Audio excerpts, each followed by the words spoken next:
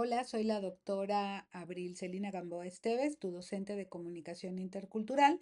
Con esta sesión número 7 vamos a comenzar los temas de la tercera unidad, que son los escenarios de la interculturalidad. Para poder hablar del tema de los escenarios, debemos entender primero un gran subtema dentro de esta unidad, que es el de la percepción.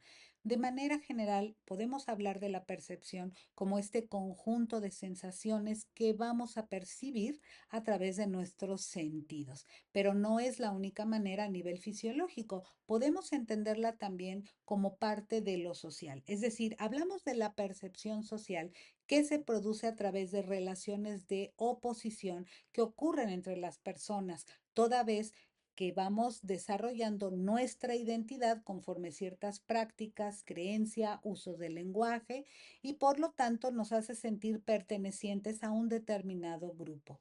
Así se gesta el concepto de nosotros y los otros. Es decir, como agentes sociales, la percepción social nos permite identificar aquellos aspectos en los cuales yo me siento identificado con algo, perteneciente, pero también la diferencia con los demás.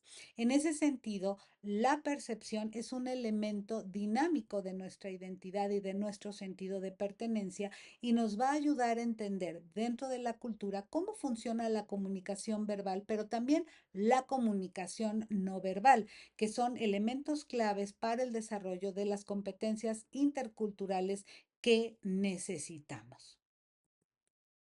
En ese sentido, la comunicación verbal y no verbal van a tener su arraigo en la comunicación interpersonal y por lo tanto dentro de la comunicación intercultural. Cuando hablamos particularmente de la comunicación no verbal, al menos reconocemos estos tres primeros elementos.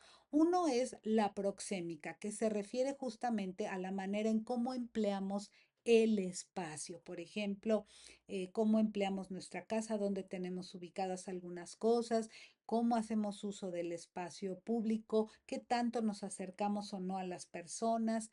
Otro es la territorialidad, es decir, el significado que le damos al uso de los espacios, incluso aquella que consideramos como propia. La territorialidad, por ejemplo, nos habla de qué tan importante puede ser un espacio privado como una habitación, por ejemplo, o qué tan importante es, por ejemplo, un parque para alguien, el significado que le estamos dando. En ese sentido, vamos a reconocer entonces que la proxémica, que tiene que ver también con la forma en la que nos acercamos a los demás o cómo hacemos uso del espacio, así como la territorialidad, van a estar dominados o regidos por una serie de normas y reglas socialmente establecidos y que van a determinar de alguna manera la forma en que actuamos en un espacio, la manera en que le damos significado.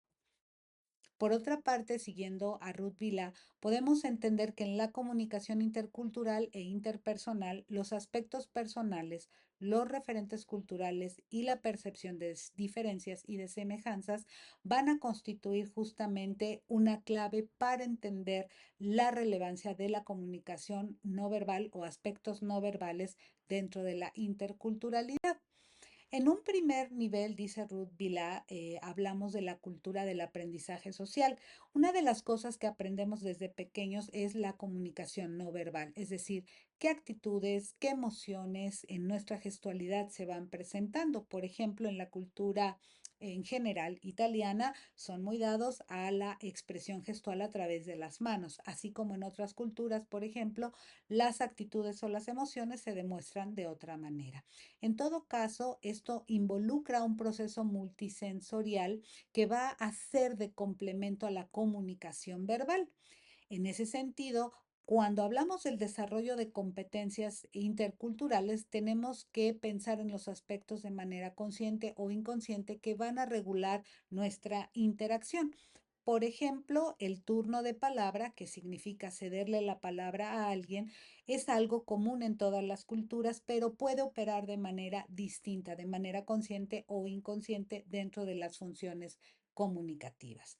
En ese sentido, entenderemos que la proxémica, como ya habíamos visto, es parte de la función comunicativa que nos permite reconocer cómo usamos el espacio, como un espacio fijo, pensemos por ejemplo en nuestra casa, Un espacio semifijo, es decir, donde las cosas pueden ser cambiantes como en el trabajo, o la defensa de nuestro espacio personal al que diseñamos de alguna manera como el espacio propio.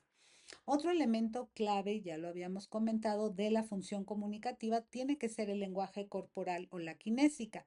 Recordemos que los gestos pueden ser emblemas, ilustradores, reguladores, adaptadores, pero en todo caso los gestos son parte fundamental o importante de la manera en que hacemos uso de la comunicación cifrada en lo no verbal. También nuestra postura corporal, nuestra expresión facial y oculésica de los ojos habla mucho justamente de la forma en la cual nos insertamos o formamos parte de una cultura. Había hablado hace un momento de algunos rasgos en la cultura italiana. Aquí en México, por ejemplo, nosotros somos muy dados al abrazo cuando saludamos, ¿no?